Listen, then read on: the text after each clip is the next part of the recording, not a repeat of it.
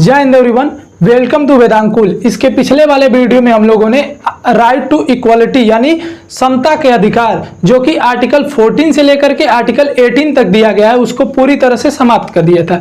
इस वाले वीडियो में हम आर्टिकल 19 से लेकर के 22 तक यानी राइट टू फ्रीडम की चर्चा जिसमें की गई है उसको पूरी तरह से समाप्त करेंगे।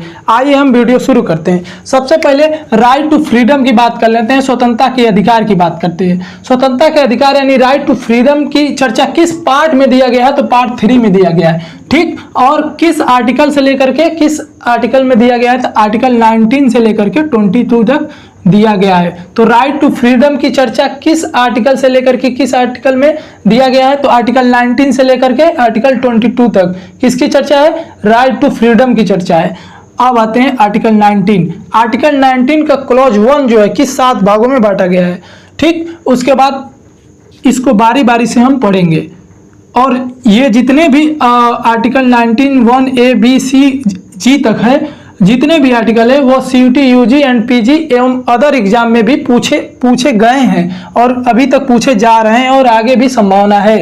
तो आर्टिकल 19 1 A क्या कहता है, इसके बारे में हम देख लेते हैं। आर्टिकल 19 1 A कहता है कि सबसे पहले आपको बोलने की स्वतंत्रता दी गई है, तो freedom of speech and expression यानी किसी भी नागरिक को स्पीच यानी बोलने और एक्सप्रेशन यानी अभिव्यक्ति की स्वतंत्रता है। तो वाक्य एवं अभिव्यक्ति की स्वतंत्रता किस आर्टिकल में की गई है, क्वेश्चन पूछेगा तो क्या होगा इसका आंसर, आर्टिकल 19 क्लॉज 1 A में की गई है। किस में की गई है, आर्टिकल 19 क्लॉज 1 A में की गई है। इंग्लिश वाले freedom of speech and expression की चर्चा किस आर्टिकल में, विच आर्टिकल में की गई है, तो आर्टिकल 19 1 A में की गई है, ठीक। और इसमें भी क्वेश्चन पूछ सकता है कि फ्रीडम ऑफ प्रेस की स्वतंत्रता यानी प्रेस का मतलब जो मीडिया वाले प्रेस की स्वतंत्रता की बात कर रहे हैं, उस प्रेस की स्वतंत्रता की बात कर रहे हैं हम भी।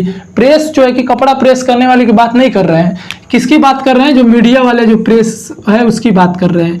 तो फ्रीडम ऑफ प्रेस की चर्चा किस में की गई है, किस के अंतर्गत आता है, तो आर्टिकल 19 1 A के अंतर्गत है। यानी एक्सप्रेस करना कोई बात, एक्सप्रेशन मतलब अभिव्यक्त करना, उसी के अंतर्गत फ्रीडम ऑफ जो है कि प्रेस भी आ जाता है। तो आर्टिकल 19 1 A आप समझ गए होंगे। आर्टिकल 19 1 B क्या कहता है, आपको जो है कि बोलने की स्वतंत्रता और अभिव्यक्ति की स्वतंत्रता प्राप्त हो जाती है। उसके बाद कौन सी स्वतंत्रता की बात कर रहा है, आर्टिकल 19 1 B किसकी, टू असेंबल पीसफुली मतलब एंड विदाउट आर्म्स यानी बिना हथियारों के जो है कि सभा का आयोजन करने का अधिकार है आपको। बिना हथियारों का, ये नहीं कि हथियार लेकर के, बिना हथियार विदाउट आर्म्स के आपको जो है कि सभा का आयोजन करने का अधिकार है और यह एक फंडामेंटल राइट्स है। तो क्वेश्चन पूछेगा कि to assemble peacefully and without arms which article, किस आर्टिकल में इसकी चर्चा है, आर्टिकल 19 1 B। अब अगला आर्टिकल आता है आर्टिकल 19 1 C। अब आपको जो है कि सभा का आयोजन कर दिए, अब संगठन बनाएंगे आप, तो संगठन बनाने का अधिकार कह सकते हैं, यूनियन बनाने का अधिकार किस आर्टिकल के अंतर्गत दिया जाता है, तो आर्टिकल 19 1 C यानी टू फॉर्म एसोसिएशन और जो है कि यूनियंस का अधिकार किसमें है, आर्टिकल 19 1 C में। इसके अंतर्गत और आता है, एक और जोड़ा गया है, कोऑपरेटिव सोसाइटी यानी सहकारी जो सोसाइटी यानी समितियों को बनाने का अधिकार है, वह किसके अंतर्गत आता है, आर्टिकल 19 1 C। और क्वेश्चन क्या पूछ सकता है इसमें, यह किस संविधान संशोधन, किस अमेंडमेंट के द्वारा इसे जोड़ा गया। 97 अमेंडमेंट कब हुआ, 2011 में। तो 97 अमेंडमेंट 2011 के द्वारा क्या जोड़ा गया, कोऑपरेटिव सोसाइटीज को जोड़ा गया। किसमें जोड़ा गया, आर्टिकल 19 1 C में। तो क्वेश्चन पूछा हुआ है कि CUT UG एंड PG का जो एग्जाम होता है 2022 की 23 में पूछा हुआ है क्वेश्चन कि कोऑपरेटिव सोसाइटी को किस संशोधन द्वारा जो है कि संविधान में जोड़ा गया। तो 97 अमेंडमेंट संशोधन कब हुआ, 2011 द्वारा जोड़ा गया। अब अगला आ जाता है आर्टिकल 19 1 D। आर्टिकल 19 1 D आप जो है कि क्या बना लिए, सोसाइटी बना दिए, संगठन बना दिए। अब आपको चारों ओर घूमने की स्वतंत्रता दी जाएगी। तो चारों ओर घूमने की स्वतंत्रता की चर्चा किस आर्टिकल में है, article 19 1 D। To move freely throughout the territory of India यानी भारत के राज्य क्षेत्र में, भारत के राज्य क्षेत्र में कहीं भी आपको घूमने की स्वतंत्रता है, बस आपको इसके अधीन रहते हुए। कौन से अधीन रहते हुए? आर्टिकल 19 क्लॉज 2 से आर्टिकल 19 क्लॉज 6 में जो दिए गए हैं रिस्ट्रिक्शन, उसके अधीन रहते हुए। ठीक है, उसके बाद अगला आता है आपका स्वतंत्रता क्या है? Article 19(1)(e।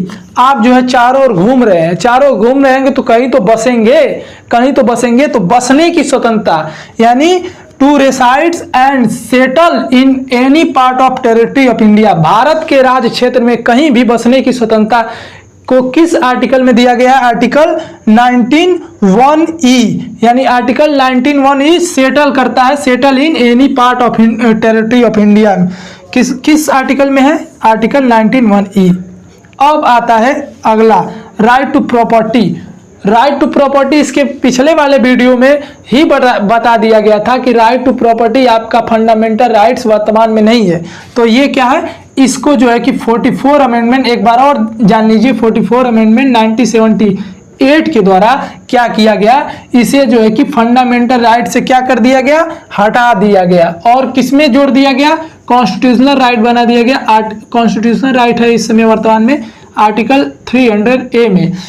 और एक बार क्वेश्चन पूछा हुआ है CUT UG में कि राइट टू प्रॉपर्टी है कौन सा अधिकार है? राइट टू प्रॉपर्टी कौन सा अधिकार है? कॉन्स्टिट्यूशनल राइट है। कौन सा अधिकार है? संवैधानिक अधिकार है, या इसे वैधानिक अधिकार यानी जो है कि कानूनी अधिकार भी कह सकते हैं। तो राइट टू प्रॉपर्टी वर्तमान में क्या है? एक right to property constitutional right है।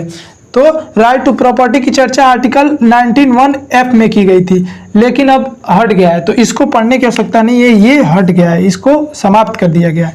अब आते हैं आर्टिकल 1G। अब आप जो है कि बस गए, बसने के बाद आपको कोई ना कोई जो है कि आप सहारा पाएंगे, कोई ना कोई काम करेंगे, कोई ना कोई व्यवसाय खोलेंगे। तो व्यवसाय की स्वतंत्रता, फ्रीडम ऑफ बिजनेस और ट्रेड, फ्रीडम ऑफ बिजनेस और ट्रेड की चर्चा किस आर्टिकल में की गई है? आर्टिकल 19(1)(g में। किसमें की गई है? आर्टिकल 19(1)(g में। किसमें की गई है? आर्टिकल 19(1)(g में। अब आर्टिकल 19(1) क्लॉज 1 खत्म हो गया है। आर्टिकल 19 का क्लॉज 2 से लेकर के 19 क्लॉज 6 तक क्या दिया गया है? रिस्ट्रिक्शन की बात करता है, यानी ये जितने भी राइट्स आपको प्राप्त किए गए हैं, कौन कौन से? स्पीच एंड एक्सप्रेशन की जो है कि पीसफुली असेंबली बनाने की और सोसाइटी बनाने की, यूनियन बनाने की, इसके अलावा चारों ओर घूमने की, बसने की, जो है कि व्यवसाय करने की, जितने भी ये अधिकार हैं जो कि आर्टिकल 1A से लेकर के G तक हैं, वो जितने भी अधिकार है वह अधीन रहते हुए, किसके मतलब किसके अंतर्गत रहते हुए? आर्टिकल 19 क्लॉज 2 से लेकर के आर्टिकल 19 क्लॉज 6 तक रिस्ट्रिक्शन बताए गए हैं, उसके अधीन रहते हुए आपको जो है कि ये अधिकार प्राप्त हैं। अब आते हैं आर्टिकल 20। आर्टिकल 20 क्या बात करता है? Protection in respect of conviction for offences, यानी अपराधों के लिए दोषसिद्धि से संरक्षण की बात करता है, प्रोटेक्शन की बात करता है। कौन? आर्टिकल 20। तो आर्टिकल 20 में क्या क्या बात करता है कि कोई व्यक्ति खुद के विरुद्ध गवाही नहीं दे सकता है, किसी भी व्यक्ति को एक अपराध के लिए, एक ऑफेंस के लिए एक ही बार दंडित किया जाएगा। तीसरा है कि किसी भी व्यक्ति को जब वो अपराध कर रहा है उसी समय के कानून के तहत दंडित किया जाएगा। ये 3 बातें जो है आर्टिकल 20 में लिखा गया है। यदि तीनों में से कोई भी आधार आता है तो उसका आंसर होगा आर्टिकल 20। अब आते हैं article 21, protection of life and personal liberty, यानी जीवन और जो है पर्सनल लिबर्टी यानी दैहिक स्वतंत्रता का संरक्षण की बात करता है आर्टिकल 21। ये क्वेश्चन जो आर्टिकल 21 कभी भी समाप्त नहीं हो सकता है आपका। तो आर्टिकल 20 और 21 जो है कि जब इमरजेंसी जब बताएंगे हम आपको, आर्टिकल 352 बताएंगे, तो आर्टिकल 352 जब लागू होगा तब भी जो है कि आर्टिकल 20 और 21 आपका समाप्त नहीं होगा। ये बात जो है डिटेल से बताई जाएगी जब पढ़ाया जाएगा इमरजेंसी।